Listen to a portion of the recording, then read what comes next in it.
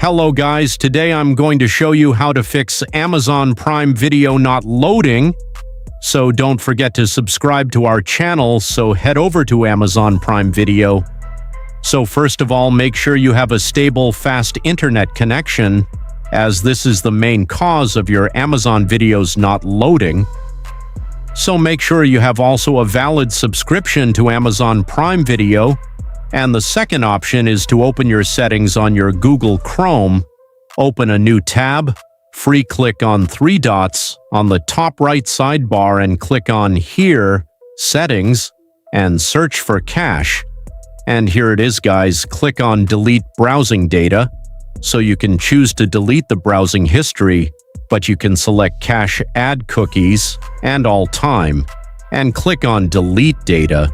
This will refresh your Google Chrome data and prevent from Amazon Premium Video not loading. So this is pretty much it, guys. If you found this video helpful, don't forget to like and subscribe.